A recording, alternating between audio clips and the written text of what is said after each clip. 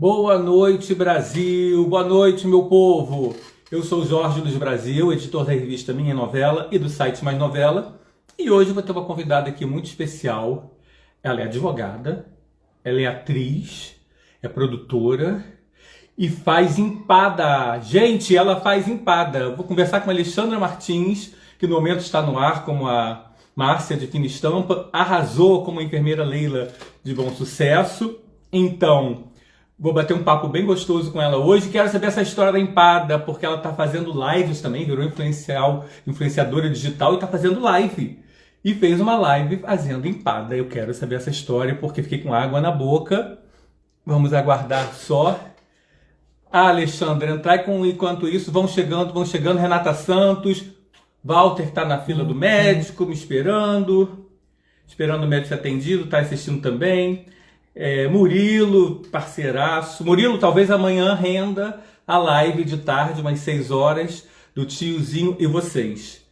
Márcia Valéria, Charles, Érica de Araújo, Tim Alexandra Martins. Eu contava com vocês, obviamente, né? Então, assim, vamos chegando. Gídio, querido, Rodrigo. Vamos chegando, que assim que a Alexandra pintar aqui, a gente chama ela para bater papo. Tem muita história para contar. Então, quem tiver pergunta, manda, eu vou ler à medida do possível. Márcia Piovesan, meu amor, que daqui a pouquinho também eu vou entrevistar a Balci Carrasco. Hoje o dia tá bom. Então, Darcy mandou uma rosa. Obrigado, Darcy, mas é para Alexandra também, claro, né? Vamos aguardar a Alexandra. Quem mais está aqui? Daniele Franco, já falei, Daniele de você, Paula Silva, Márcia Valéria, Maiara Marques, Karina, Alexandra. Boa noite para todos, sejam muito bem-vindos. Só esperando a Alexandra chegar para a gente conversar. Bravo, obrigado, querida. E aí eu quero saber essa história de que ela virou digital influencer, tá fazendo lives interessantes, já fez lives com dermatologista, já cortou cabelo na quarentena, só que eu quero que ela conte isso tudo pra gente. E Didio, saudades, querido, você tá sumido, hein, Didio? Tá sumidaço, hein? Então vamos só aguardar a Alexandra chegar. Enquanto isso, quem está assistindo Fina Estampa, o que estão achando dessas emoções atuais? Márcia está envolvidíssima lá com o drama de Esther e Paulo, de quem é aquela bebê, de quem ela é filha. É um tema que acho que a gente nunca vai chegar a uma conclusão. Se ela é filha do ovo, da galinha, de quem é filha de quem a Bia é filha, da Esther, da Bia. Situação difícil, né? Mas o que vocês acham? Quem é a mãe dessa criança? Vocês sabem que eu não lembro o final dessa trama? Vou até perguntar para Alexandra se ela lembra. Porque eu não lembro que babado, como que termina esse conflito todo. Então, ela chegou. Vamos chamar a Alexandra para cá para ela dizer que história é essa que ela, além de tudo, ela ainda...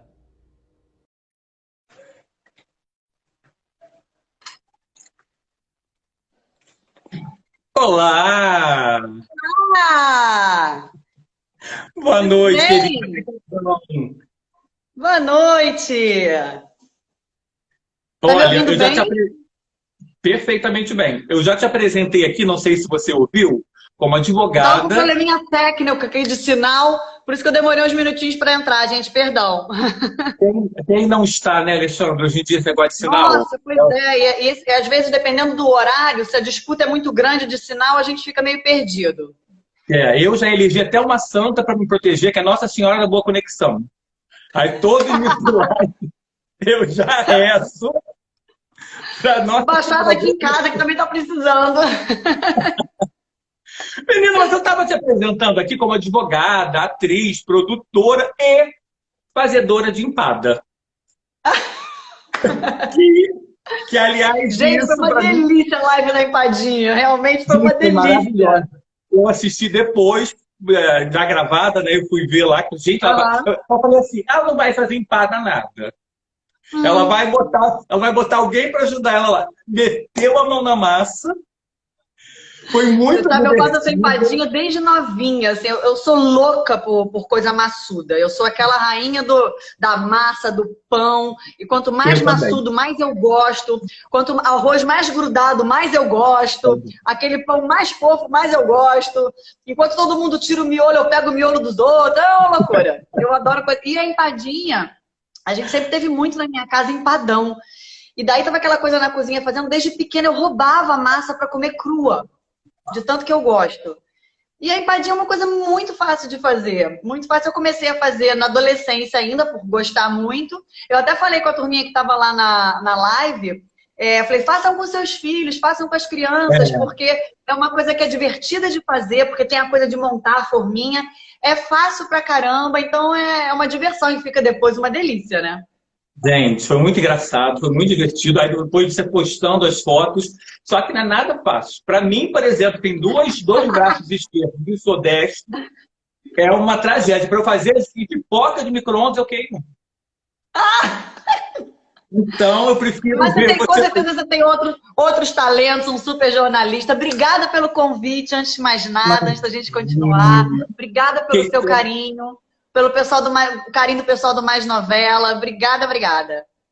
Fiquei muito feliz quando você topou. O time Alexandra Martins também estava fazendo uma corrente danada, Ah, é uma pescando barata, é fogo. uma barata. Ó, ela acabou de falar aqui que perdeu a live da empada. Tá lá salva, Nanda, não se preocupa. Gente, tem que ir lá. Aliás, aliás, essa quarentena, Alexandra, te transformou numa digital influencer, né? Porque já fez lives com a dermatologista. Você abriu um Sim. leque bem bacana, assim, de abordagem para você discutir, para levar para o seu público. Eu acho que tem uma coisa bacana, assim, da gente. Eu tive durante muito tempo uma certa aversão à rede social. Confesso, falo isso com muita franqueza. Realmente eu só tenho o Instagram, mas eu tinha realmente uma aversão porque me causava um certo desconforto, um tipo de relação que eu imaginava que a gente pudesse manter por aqui. Mas aí depois, por causa de Bom Sucesso, o G-Show me chamou para ser repórter da novela dentro do G-Show. E aí eu falei, olha, você tem que ter um Instagram, não é possível que você vai ficar fora do Instagram, enfim. E a Letícia Souza, que era a coordenadora disso tudo na época, realmente fez a minha cabeça e eu entrei pro Instagram. E o que eu entendo dessa relação que a gente estabelece aqui com essas pessoas que estão com a gente, que se relacionam com a gente através dessa plataforma, é que tem que ter uma interação, tem que ter uma Sim. troca. Eu não acho que o Instagram funciona para eu criar um grande painel de fotos minhas, um grande painel de coisas que as pessoas já sabem, um painel de fotos, um painel que não mostre um outro lado que elas não estão acostumadas a ver. Porque quem me conhece, eu não sou uma atriz muito conhecida, mas quem conhece meu trabalho me conhece na televisão, já viu algum trabalho meu no cinema, ou foi a uma peça de teatro, mas não conhece a Alexandra e a Alexandra, né? Sim. Então, claro que tudo isso está ligado, porque é impossível você... aquela coisa de meu lado profissional, meu lado pessoal, não. Você é um ser único, então você tem que administrar tudo isso. É uma linha muito tênue entre você escolher o que você compartilha, o que você divide. Eu sou uma pessoa extremamente reservada, então é tudo muito bem pensado. E por um lado, eu acho muito bacana, tendo essa exposição que o trabalho da atriz proporciona, você mostrar para as pessoas que o que acontece com todo mundo acontece com a gente também. Então eu tenho um baita de um problema de pele. Sabe, há anos eu luto com melasma, eu tenho um pouco de acne adulta, o meu cabelo tá ficando branco. Quantas e quantas mulheres e homens não estão passando por isso? Né? Mas a gente ainda tem um caminho longo de batalha para a mulher poder assumir os seus fios brancos. E que também não é uma obrigação, você assuma se você quiser. Sim. Eu acho que De a gente está na verdade. era da escolha. Faça as suas escolhas do seu coração, da sua vontade, do que te dê prazer. Se ficar triste, pinta, ok, ninguém tem nada com isso, você que tem que estar bem. Exatamente.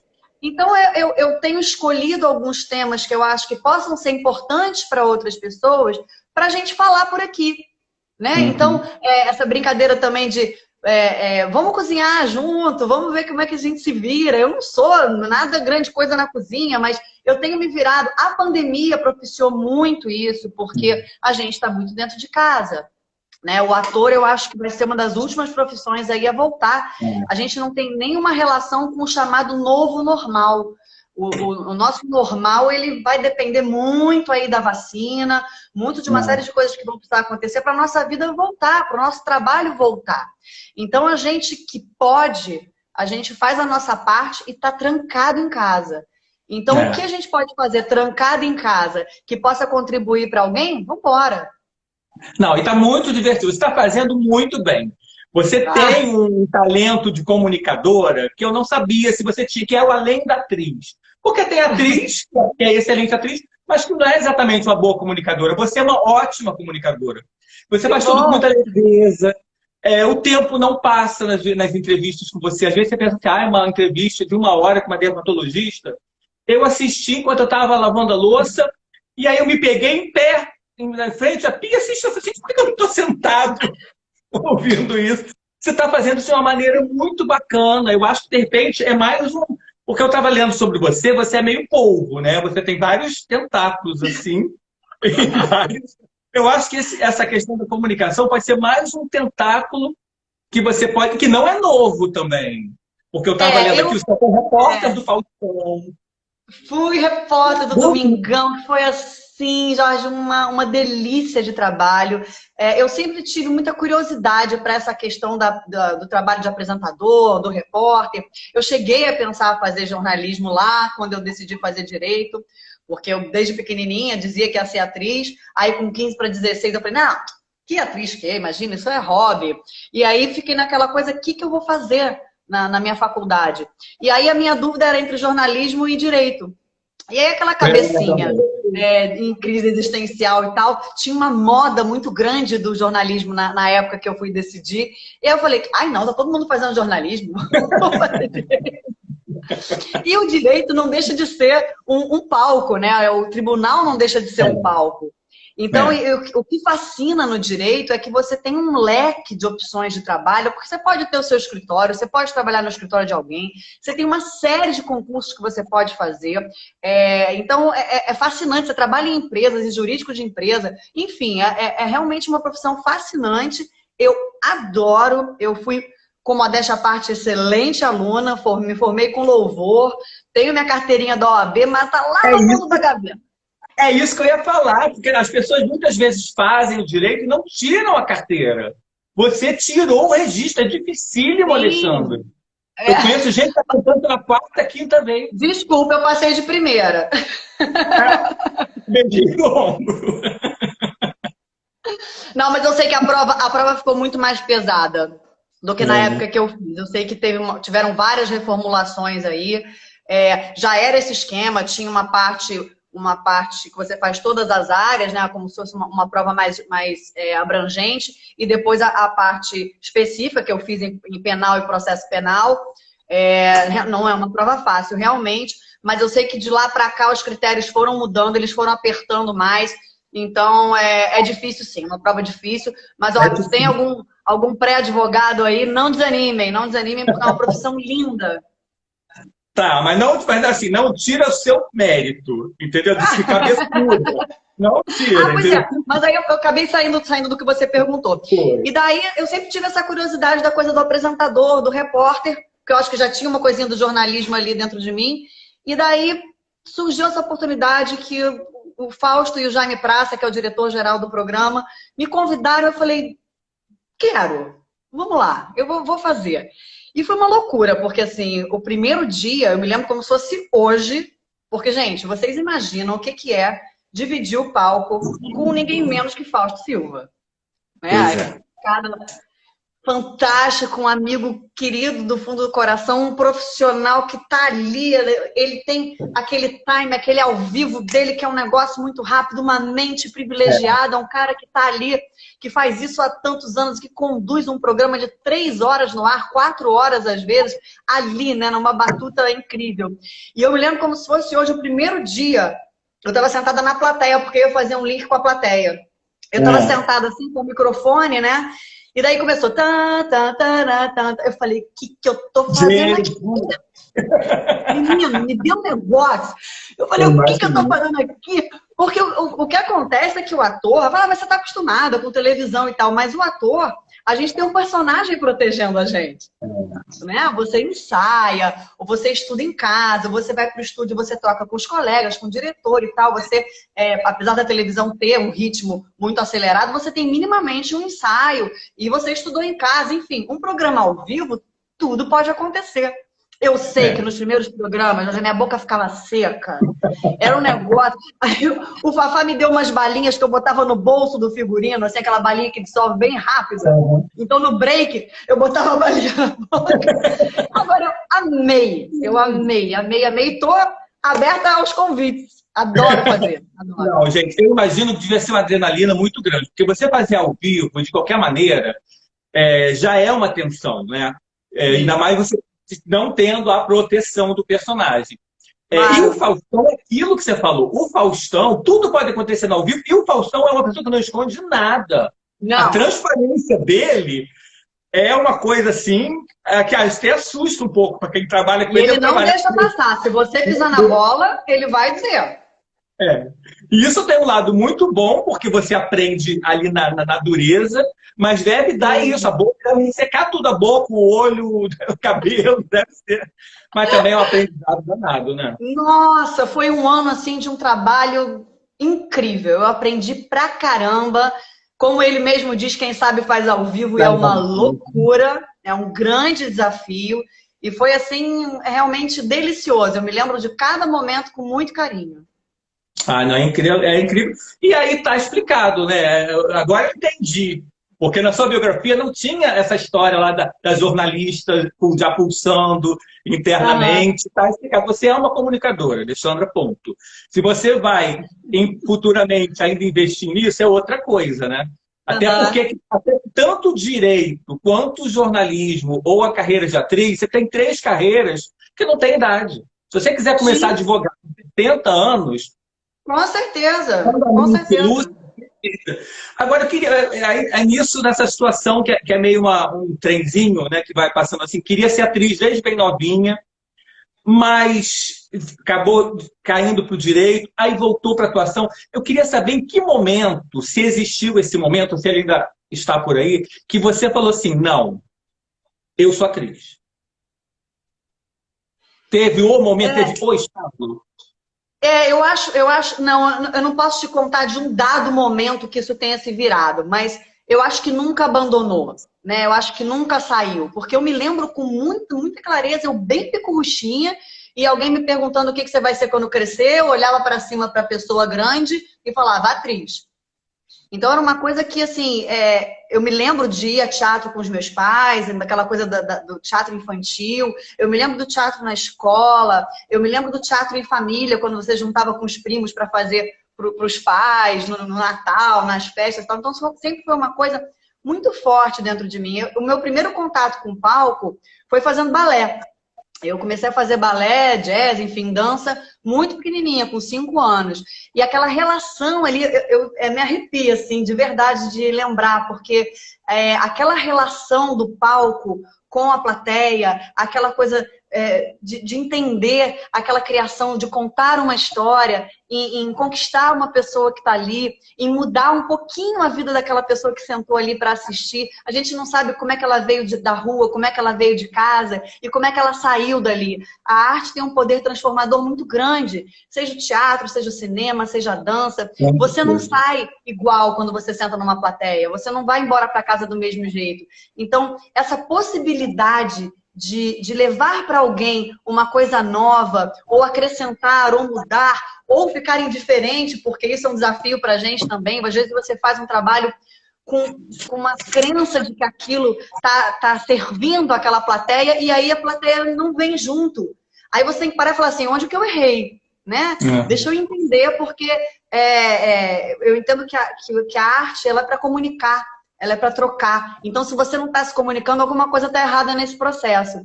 Então, isso sempre teve muito dentro de mim, essa coisa desde pequenininha. E o balé, foi na minha academia de balé que eu comecei a fazer teatro. com Ludoval Campos, um grande ator, diretor, professor. E ele começou a juntar o trabalho que a academia fazia com a dança com a arte cênica. Então, a gente tinha um espetáculo que no primeiro ato era só apresentação de coreografias de cada turma da academia, e no segundo ato a gente fazia um musical, onde você integrava o trabalho de ator com o trabalho do bailarino. Então, ali começou. E aí eu imaginava que eu ia realmente continuar nisso, até que teve essa crise existencial aí com 15 anos, e eu achei que não mais. Mas aí, ao mesmo tempo, mesmo já fazendo direito, eu fazia curso de teatro no Tablado. Mentira, o Tablado foi antes. No Planetário da Gávea, aqui no Rio de Janeiro. Aos sábados eu ia para o Planetário fazer aula. E também fiz uma peça lá. E aí depois parei bastante porque a faculdade já não permitia mais, porque realmente o volume de estudo, de trabalho, enfim, que você se envolve, eu trabalhava junto também, enfim, mil coisas. Cada livro... Nossa. Cada livro. Você tem que ler muito. Eu me lembro que eu passei os anos todos da faculdade sem conseguir ler nada além de doutrina e código, porque você fica tão envolvido que você não consegue sair para ler um romance, para ler nada, porque você fica ali imerso naquilo. E daí, já no finalzinho da faculdade, que eu já sabia que... E era uma coisa tipo, eu via um filme, eu assistia uma peça e eu queria estar ali, eu queria estar fazendo aquilo, eu queria estar fazendo parte daquilo de alguma maneira, sempre. Sempre era uma coisa que pulsava. E aí já no finalzinho da faculdade, eu não me lembro o que, mas alguma coisa, eu falei, vou fazer um curso de televisão, porque eu nunca fiz televisão, sempre foi teatro, sempre foi o palco, eu quero entender. E lá fui eu sábado, né? Sempre o sábado, botava sempre o sábado aí, porque eu trabalhava numa empresa segunda a sexta, horário comercial, enfim, tinha que ser no sábado. E aí, nessa escola, eu comecei a estudar televisão, que era Estúdio Escola de Atores em Laranjeiras, eu nem sei se ainda existe. E aí, lá começaram a pintar algumas coisas, alguns trabalhos de publicidade, porque os atores fazem muita publicidade. Sim, a gente, quando não tem ainda uma renda do teatro, da televisão, do cinema, a publicidade salva a gente. Né? A gente realmente trabalha bastante com publicidade. E aí começou a ficar incompatível. Eu falei, putz, eu não posso. Eu trabalhava numa multinacional, eu era gerente de uma empresa. Eu falei, não posso trabalhar. Eu tinha 100 profissionais trabalhando comigo. O cara ligar a televisão, eu estar anunciando creme dental, né? Então a coisa ia ficar incompatível. Então, num dado momento, eu falei, bom, se eu não tentar agora, eu não tento mais. E aí agora... eu juntei meu pai e minha mãe, eu morava sozinha, tinha minha casa, minha independência, eu pagava meu aluguel. Juntei meu pai e minha mãe e falei, olha, eu quero tentar. E aí eu lembro que minha mãe ficou com os olhos desse tamanho, meu pai com um sorriso desse tamanho. E eles falaram, olha, então eu falei, eu preciso de casa e comida. E aí eles me acolheram e aí eu realmente me profissionalizei. Foi aí que eu consegui o meu registro no SATED, porque a gente precisa do registro para fazer qualquer participação em televisão, principalmente se você não tiver o registro, você não faz. Era um registro provisório, eu não consegui o definitivo. E aí foi isso. Eu me lembro que eu saí com o meu registro do SATED e na mesma saída eu fui à TV Globo e fiz o meu cadastro. E aí um mês depois eu fui chamada para uma participação. Em celebridade. Assim. Em celebridade. Começou bem, hein? Começou muito bem. Não é, menina? Uma sorte. A pessoa realmente fazendo a primeira participação da novela das 9, bombando. E maravilhosa. Eu tenho uma paixão. Nossa, Gilberto Braga. Ai, paixão pelas novelas do Gilberto. Eu também. E aí, mas já trabalhando, você nunca teve dúvida? Aí não teve mais dúvida nenhuma, não teve mais crise nenhuma? A partir desse momento... Não é nem dúvida. Sabe o que é medo, Jorge? Não é dúvida, é medo. É pavor. Eu já não era mais tão menininha, né? Porque você com 15, 16 anos, na casa dos seus pais, e tentando e tal, você tem uma outra disponibilidade, né? Você já mais velha, já com outras coisas na cabeça, já com outras responsabilidades. Você fica com muito medo daquilo não te sustentar, né? Porque o que é importante das pessoas entenderem é que isso é profissão. Isso não é hobby. Tem pessoas que fazem como hobby. Maravilha. Mas o profissional, o ator profissional, o produtor profissional, o diretor profissional, ele depende disso para pagar o condomínio, ele depende disso para viver. É uma profissão. Então, ela tem que ser respeitada como tal. Então, os medos que você tem, eles são, no meu caso, eles eram calcados aí. Não em uma dúvida de que aquilo eu amava, não uma dúvida de que com aquilo eu queria viver e sobreviver, né? Então, Não, principalmente você muitos saiu. medos. Não, e você ainda saiu, você estava empregada numa multinacional. Sim, Foi sim, uma ganhando bem pra ousadia caramba, sabe? muito grande. Você estava estabilizada. Eu tive amigas que acabaram comigo, você é louca. Nossa, o que eu mais ouvi foi isso. O que eu mais ouvi foi isso. Mas olha, eu vou te falar, demorou um bom tempo para eu entender que eu podia me organizar, que eu podia conciliar algumas coisas que pudessem render de uma maneira em que eu pudesse estar fazendo trabalho como atriz e tentar a minha estrutura pessoal. Então, assim, e a gente está sempre na corda bamba. Sempre. Então, você tem que ter uma cabeça muito bem organizadinha para na hora em que você está trabalhando, você se organizar. Você fazer o seu pezinho de meia. Porque o ator está sempre desempregado. Então, assim, é uma lenha. É um leão por dia. Agora, você já parou para pensar que, assim, essa decisão sua lá atrás, de largar tudo e se jogar nisso, era uma decisão que ia interferir em tudo na sua vida? Porque assim, você interferiu na sua carreira, você foi batalhar pelo que você sempre quis. Em 2007, você faz Carga Pesada e encontra um homem na sua vida. Ou seja, a decisão tomada lá atrás interferiu em tudo. Sim, com certeza. É uma loucura. A gente não imagina isso, né? Como é que uma decisão, uma escolha, inclusive o próprio Carga Pesada, eu relutei muito para fazer o teste do Carga Pesada. Jura? Juro.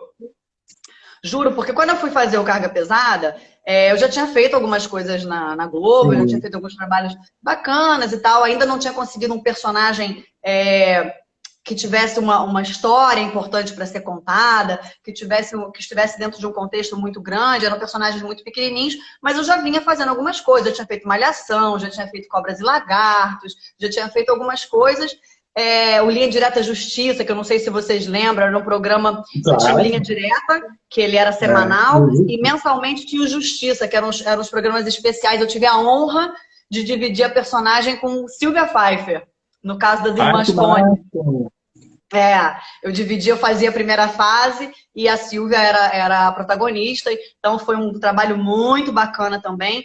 E na época do Carga Pesada, Paulo Paredes, querido padrinho, que eu chamo agora ele de padrinho, de 2007 para cá, ele me ligou e ele no telefone ele falou assim, então, você tá legal de corpo? Eu falei, normal. Não, mas você tá bem assim, não tá mais gordinha, mais magrinha? Eu falei, o que é? Ela falou, não, porque é para fazer o Carga Pesada. É um episódio super importante, porque é o episódio de estreia da temporada 2007, que seria a última temporada do Carga Pesada. Sim. E era personagem título, porque chamava-se Mula Sem Cabeça. E Bentinha, que era a minha personagem, era Mula Sem Cabeça. Isto é, estaria o tempo inteiro com ninguém menos que Estênio Garcia e Antônio Fagundes. Sim, enfim, era uma responsabilidade. E eu falei, tá, mas por que essas perguntas estéticas? Não, porque é um pouquinho delicado, a personagem vai ter alguns momentos, de repente, um pouco de nu, e ela tem que caminhar com essa coisa porque ela se transforma em mula. E eu falei, Paulo, desculpa, eu não estou preparada para isso. Caraca! Não estou preparada, porque eu acho que... Eu falei, primeiro, por tudo que você está me falando, a personagem é uma personagem muito fora da minha realidade, porque, para quem não sabe, gente, você empresta muitas coisas para o seu personagem depois traz muitas coisas para você, mas você, no início de carreira, completamente inexperiente em televisão, no meu caso, eu entendia que eu precisava me sentir segura, para que eu pudesse resolver as minhas outras questões profissionais, de entendimento da personagem, como é que eu ia resolver cada cena, como é que essa personagem pensava, quem ela era, enfim. E eu não estava preparada para ficar nua com uma personagem dificílima, porque era uma menina do interior do Nordeste, completamente fora da minha realidade, completamente fora daquilo que eu já tinha uma certa segurança para fazer. E eu falei, Paulo, eu tenho muitas coisas para resolver nessa personagem, para estar em cena desprotegida, com as questões da personagem ao mesmo tempo, não estou pronta. não é um pudor, eu entendo a coisa da personagem, eu entendo o que cenicamente vocês querem fazer, mas eu não tô pronta. Não, Aí entendo o depois, Estênio Garcia e Antônio Fagundes só. eu vou te falar que foi a última coisa que eu pensei foi neles. Honestamente, porque era tanta coisa para pensar que eu falei, bom, e aí ele falou, poxa, que pena, né, que pena. Foi o Paulo que tinha me chamado para o teste do Justiça, então já era o segundo trabalho que eu faria com ele. E aí ele falou, tá bom. Falei, muito obrigada, não se esqueça de mim, eu tô aqui. Imagina como é que eu não desliguei esse telefone, né? Dizendo não para fazer um teste para um programa como esse na TV Globo, enfim, pá. 2 dias depois, liguei ele de novo. Além então, eu queria falar com você que mudou. Mudou porque não vai ter mais aquela cena que ela tem que correr, e essa coisa do nu é uma coisa muito delicada, não vai ter mais, televisão, enfim, vem fazer. Falei, tá bom, Paulo, eu vou. Gente, Paulo tem que estar no altar. Paulo é meu padrinho querido, Paulo Paredes. E daí ele, chegando lá, eu falei, caraca, eu não vou passar, cara, não vou passar. Enfim, por milhares de coisas, e essa coisa de você ter... Os personagens muitas vezes dependem de um tipo físico que você tem que ter para atender aquele personagem. Claro que o desafio do ator é você exatamente fazer alguma coisa diferente de você, era tudo que eu queria. Fazer alguma coisa diferente da minha realidade, diferente do que a princípio poderia ser o meu tipo físico. Mas eu fui completamente desacreditada, fiz o teste. 2 dias depois, você é a Bentinha. Pá! E aí foi isso. E aí eu falei, bom, veio o texto, eu comecei a estudar o texto. E aí eu tive o abuso de pedir pro diretor para fazer com um pouquinho de sotaque. Ele não queria. Ele falou, não. Eu falei, deixa eu fazer uma cena. Você olha, se tiver, eu falei, é só um acento. Eu não vou ousar aprender um sotaque. Assim, não tinha uma definição de que local, que cidade era aquela. Então eu não tinha... eu podia ficar à vontade com isso sem ferir o sotaque correto da população de cada cidade. A gente não localizou, né, qual era a cidade. Então eu falei, deixa, é só um charminho. É só uma terminação. E aí eu fiz uma cena, ele curtiu, e aí eu fiz a Bentinha assim. Agora, apavorada. Apavorada. Gente, mas que só essa história já vale. Agora eu tô doido pra ver esse episódio. Será que tem lá no Gente, não percam, tá no Viva, tá no Now. Eu acho que tá no... Atenção, galera do Globoplay. Por que o Carga Pesada não está na Globoplay? A pergunta que não quer calar. Hashtag, pronto. Hashtag Carga Pesada no Globoplay. 7:01, eu estou no Now procurando esse episódio. Eu não vou conseguir mais. Olha, eu vou dizer pra vocês que é um episódio incrível. Incrível, porque o Carga Pesada, tô sendo totalmente imparcial em falar, era um programa fantástico, era um programa que abordava a realidade do nosso país, a realidade do nosso povo, com 2 caminhoneiros desbravando esse Brasil. É um programa que tá no coração das pessoas de uma maneira. Eu que fiz um episódio, eu recebo um carinho. O Fafá e o Estênio são parados na rua até hoje e sempre, sempre, sempre falando do Carga Pesada. Era um programa que, Jorge, era incrível, porque ele entrava no ar sexta-feira, que já é um dia difícil, depois do Globo Repórter. Então era difícil você conquistar as pessoas, e ele tinha audiência de novela das 6. Mas é um programa que sempre, desde 79, quando estreou, até 2007, ele sempre teve um diálogo muito direto com o público. Sempre. Eu acho que todo mundo sempre se identificou com ele, gente. Era impressionante. E os filhos viam junto com os pais. O Fafá é parado hoje e fala, eu via com meu pai. Sabe? Então criava uma relação da família muito bacana. Ó, de novo, gente, hashtag Carga Pesada no Globoplay. Gente, vou questionar isso hoje mesmo, me aguarde também. E aí, depois dessa experiência incrível, você teve seu primeiro papel grande, vamos dizer assim, que foi a Duba, de Tempos Modernos, que também vem com um outro agravante. Porque até então a gente não falou se você era mais pro drama, se você era mais pro comédia, ou o que viesse você traçava. Mas você já chega numa novela, seu primeiro papel grande, fazendo comédia. Que eu acho que é a coisa mais difícil que tem no mundo, é fazer comédia. Eu acho que é muito, muito difícil. Mas antes de eu pedir para você falar da Duba, eu quero que você vou te fazer um desafio. Como era o Fala. verdadeiro nome da Duba que ela odiava? Como é que é? A Duba odiava o nome dela. Como era o Sim. nome dela? Ah, tadinha. Você Lucinóia lembra? Lombriga. Isso mesmo. Isso é muito bom, gente. Não é muito bom? Isso é muito bom. Muito bom. E foi uma personagem muito divertida, né, o Foi, Alexandre? Jorge, foi muito divertido.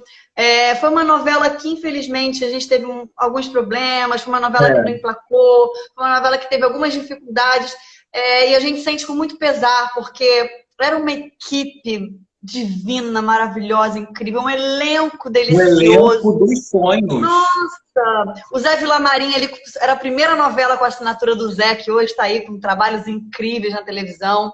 Um elenco muito bacana, uma galera de teatro de São Paulo muito bacana.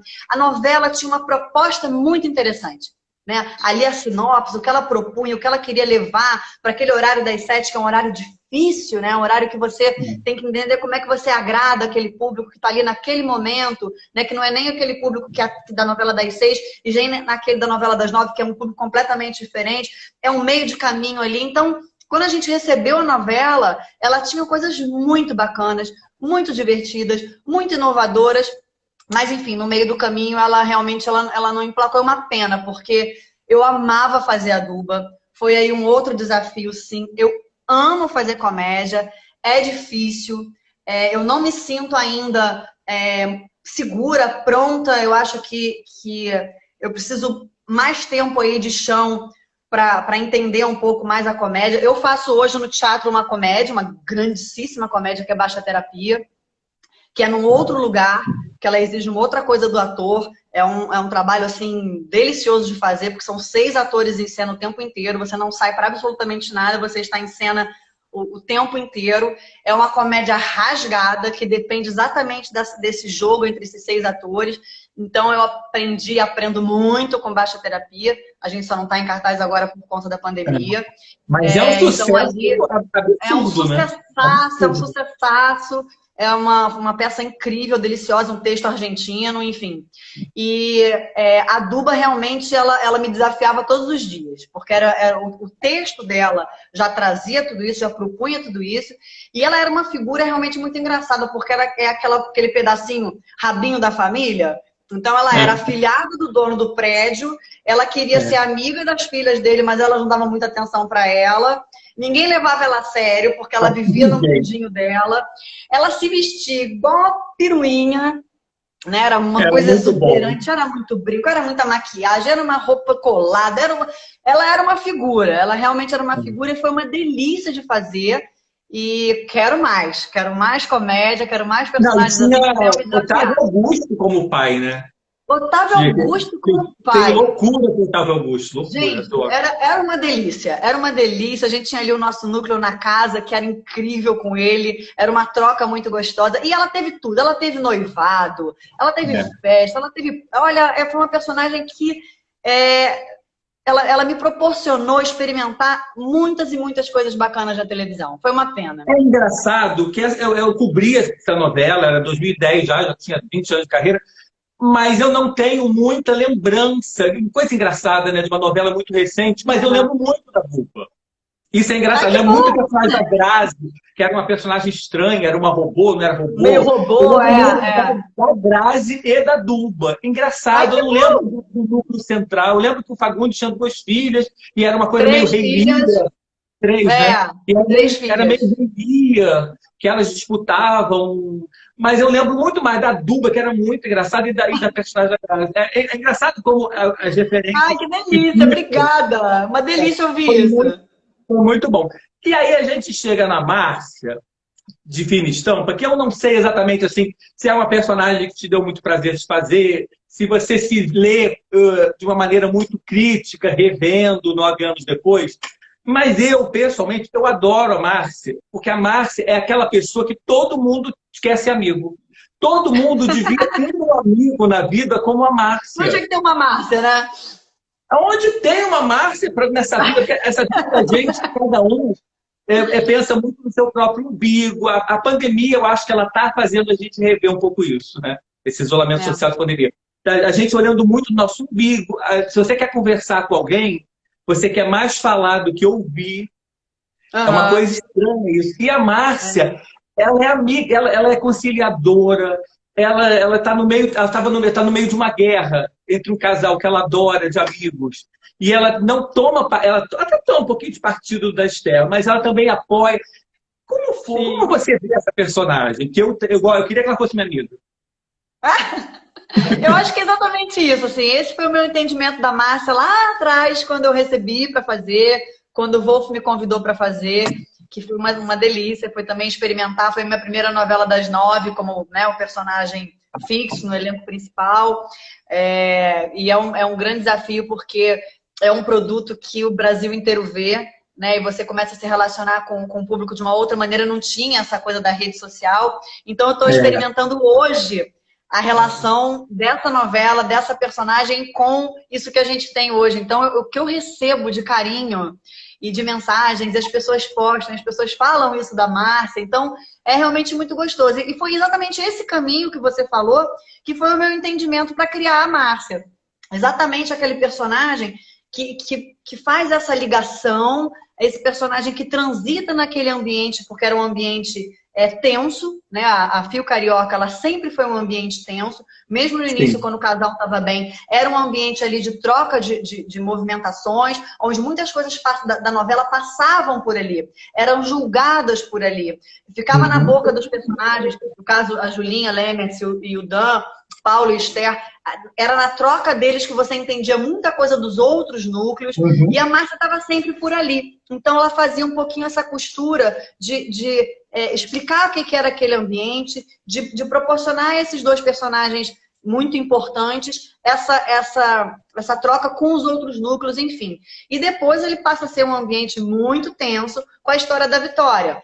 Com a separação, muito antes da Vitória ainda, com a entrada da linda da Milena Toscano para bagunçar aquele casal que entra numa crise imensa, porque é uma crise muito importante. Você tem um casal que se ama, mas um quer ter filhos e o outro não quer, é uma crise muito importante para você resolver. E aí, nesse oportunismo, cai de paraquedas essa personagem da Milena, linda, com frescor e tal, e a Márcia tem que administrar isso, porque ela gosta do Paulo, ela respeita o Paulo, mas ela tem uma sororidade ali com a Esther, né? Exatamente. Ela tem uma parceria ali com a Esther. Então, é muito rico dentro da dimensão da personagem, uma personagem funcional ali, porque a Márcia era uma personagem funcional, dentro dessa estrutura, ter um ponto de apoio ali, né? Você ter um ponto de troca. A gente, revendo as cenas hoje, eu vejo diferente do que eu via na época, porque eu vejo uma troca tão importante da Márcia com ela tá.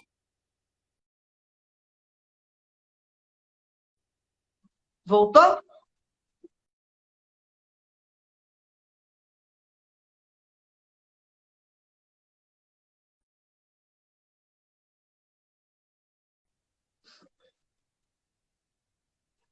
Entrou uma Imagina! ligação. Acontece, coisas da tecnologia.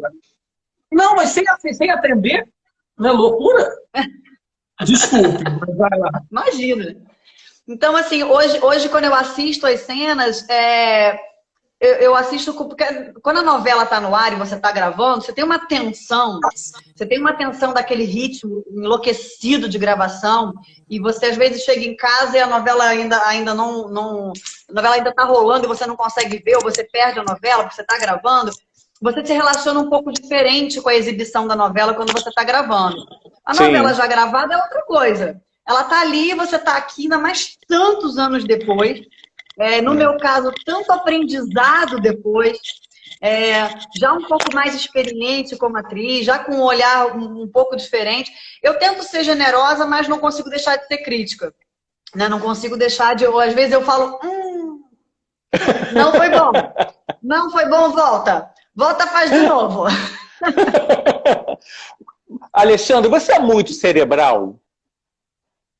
Você se acha mais cerebral do que intuitiva, talvez? Do que não, nesse eu acho que nosso eu consigo papo. equilibrar. se equilibra bem. Que eu vejo que você é muito cerebral, sabe? Você é muito Eu sou muito organizada. Eu brinco que a minha cabeça tem caixinhas. organizada. E É, cada coisa vai na exatamente. sua caixinha e as caixinhas não se misturam. Então tá tudo certo. Você é virginiana, não? Não, eu sou peixe com ascendente escorpião. Ainda vou entender isso. Já dizia Renato Russo, nunca brinque com um peixe de ascendente escorpião. Muito bom. E aí, infelizmente, na reta final da nossa live, eu quero que você fale um pouquinho de Leila. Porque, assim, quando a novela começou e eu vi aquele cenário ali, eu, na minha maluquice, que eu piro, né? Eu olhei aquilo ali e eu pensei assim, vai ser uma coisa meio estranha, um estranho no ninho. Aquela enfermeira carrancuda com o seu paciente. Eu achei que a Leila fosse torturar o personagem do Fagundes. Eu pirei, eu falei assim, gente, ela vai ser do mal. E não, ela era muito Isso aconteceu séria. muito. Muita gente falou isso. Tinha gente que achava que a Leila estava envenenando o Alberto. Eu pirei, eu fui desse. Eu falei assim, eu pirei. Mas a novela não permitia. O astral da novela nunca ia permitir aquilo, né? E o arco dramático da Helena na novela foi muito divertido. Porque aquela muralha dela foi se desfragmentando, assim, né? De forma muito sutil, até ela explodir no final, envolvida no triângulo amoroso. Como é que foi essa trajetória? E a gente demorou muito para ver a Leila fora da casa, né? Para ver a Leila a paisana. A gente demorou um pouco para ver esse movimento. Então, realmente causava essa coisa, essa estranheza, porque ninguém sabia quem era ela, né? O que essa menina faz aí? E, ao mesmo tempo, uma super intimidade com a pessoa que ela cuida, porque estava lá há muitos anos. Então, o que a Leila tinha de muito bacana era isso, porque a Leila era muito especializada naquilo que ela fazia. Era uma enfermeira muito experiente naquilo. E eu também tive muita informação a respeito disso. A novela proporcionou pra gente contato com médicos, com enfermeiros. Eu tinha uma enfermeira no set para me ajudar posicionamento de agulha, como é que mede a pressão. Tinha uma pessoa lá comigo. Como é que você põe o capote, tira o capote, como é que você se paramenta, pra gente respeitar essa profissão que tantas vezes é deixada de lado, né? Não é vista com carinho, não é vista com respeito. É uma profissão tão difícil, é uma profissão de abnegação. Você se entrega para aquilo ali de uma maneira muito bonita. Então, a gente queria respeitar muito esse profissional nos mínimos detalhes. E a gente entende que essa profissional, ela tá muitas vezes muito mais próxima do paciente do que o próprio médico. Ela tá ali naquele dia a dia, principalmente quando ela vive na casa, né? Ela tá naquele rame-rame. E aí, ele era um ranzinza danado, seu Alberto. E o saquinho de pancada era a Leilinha. Era a Leila, era. Então a filha, a neta, todo mundo, mas vamos em cima da enfermeira. Então tudo cai em cima dela. E a gente que desenvolveu aí, porque isso os autores também previram que eles queriam dessa maneira, que ali fosse um ponto de relaxamento, que ali fosse um ponto de quebrar esse momento tenso da doença, porque era um assunto muito importante da gente discutir, que era a finitude, como é que você lida com a finitude. E essa troca com a Leila era um momento de quebra, era um momento de relaxar. Então, tinha esse alívio cômico, como a gente fala, né? Tinha essa relação valorizando isso. Então, ele alfinetava de um lado e ela já não ficava mais nem um pouco importada com ele ser alfinetando, ela alfinetava de volta, virava os olhos e saía. Então, era a Leilinha para sempre no coração, que essa novela, né? Gente, essa novela... Ela foi muito especial, muito especial. Novela, em vários segmentos, assim, na live que eu fiz com o Fagundes, eu estava falando como teve gente que começou a se interessar por literatura por causa dessa novela. E não só pelo que Alberto falava, mas porque a literatura estava transbordando em todos. Então eu conheço gente pessoalmente que quis saber de Peter Pan por causa do personagem do Rômulo, outra que quis saber do personagem ali. Então, assim, ela transbordava isso, ela inundou a gente de arte, de solidariedade, só sentimentos bons, sabe? Mesmo as vilanias que tinha do Alberto, o Armando, ele botou uma coisa de desenho animado, de quadrinho, que era que dava uma... Gênio. Babaioff fez um Diogo assim, apaixonante. A gente chamava ele de meu malvado favorito. Exatamente. E tá com ele no set, dividir com ele aquilo ali, ele realmente foi genial. Ele fez um trabalho incrível, incrível. E vou te falar, eu acho que ali o nosso elenco, a nossa equipe, a nossa direção, não tinha uma coisinha fora do lugar. Não tinha um fio de cabelo que não tivesse. Eu acho que isso passava na novela, né? Passava. Eu acho que isso transparecia. O prazer que cada um de nós tinha de estar ali. E o nosso bastidor era... Outra vez eu fico arrepiada. O nosso bastidor era tão prazeroso. A gente chorou tanto quando acabou. A cada cenário que a gente encerrava era um chororô desgraçado. E nós ficamos amigos, muito amigos, assim. A gente tem uma relação muito gostosa. Então eu só tenho a agradecer Rosane, Paulo, Luiz e todos os diretores. Foi assim... equipe de autores. E esse sofrimento foi de todo mundo. Porque a gente que assistia a novela, quando acabou, ficou todo mundo assim, não é possível. Aí ficou todo mundo assim, tomara que faça um spin-off. De alguma coisa. Não, tomara que aproveite. Podia virar uma série. Alberto não morreu. O Alberto vira um fantasma. O Alberto viraria um fantasma que estaria por... teve grupos de discussão, que todo mundo tem um grupo de... Então podia... uma novela que até hoje é muito engraçada, a gente sente falta. Pra você ver como ela é poderosa. Né? Agora me diga uma coisa, né? Nesse jogo de gato e rato que tinha ali entre Leila e Alberto, vocês ensaiavam muito? Era uma coisa que vocês levavam para casa para brincar, para debater? Ou vocês deixavam lá para a hora do surpreendente e inusitado? Primeiro que eu acho que é bacana você preservar esse frescor, né? Desse encontro, porque... Claro que a novela vai correndo e você já conhece os seus parceiros de cena e você já tem uma relação, já tem um domínio muito grande dos personagens e a gente já entende como esses personagens todos se relacionam. Mas é muito gostoso o frescor da cena. A novela tem isso. Você recebe aquele capítulo, você vai gravar e nunca mais você vai se relacionar com aquela cena. Ela já aconteceu e ela já foi. Então, a importância desse frescor, dessa troca, é valiosíssimo. E, além disso, Fafá não estuda em casa. Ele não tem nem o texto. Ele não sabe nem o que ele vai dizer no dia seguinte. Então, assim, às vezes as pessoas encontravam com ele. Ai, Fafá, você viu que hoje a gente vai gravar? Ele não sabia do que se tratava. Então, assim, no início da novela ele lê os 2 primeiros blocos, mas ele lê como lê um romance. Ele lê tudo para ele entender o que é, isso ficar orgânico, o que é. E ele não lê o personagem dele, ele lê a história. Ele quer saber como é que essa história vai funcionar. Depois, ele nunca mais pega. Ele entra no estúdio, ele troca a roupa dele e a assistente de direção vem com as cenas para ele e ele vai... Não tem essa. É uma técnica que é só dele. Ninguém mais tem isso. Se ele já me ensinou. Claro que a gente conversa muito sobre isso, obviamente.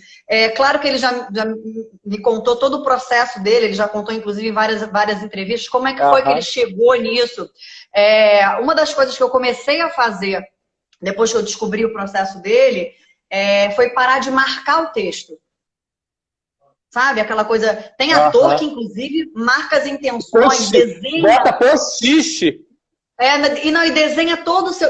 Cada um tem uma maneira de entender o texto. Então, não tem nenhum julgamento nisso. Cada um tem que ter o seu conforto. Porque é uma rede de desconforto tão grande, você tem que encontrar qual é o seu conforto. Então, quem se sente bem fazendo assim, maravilha.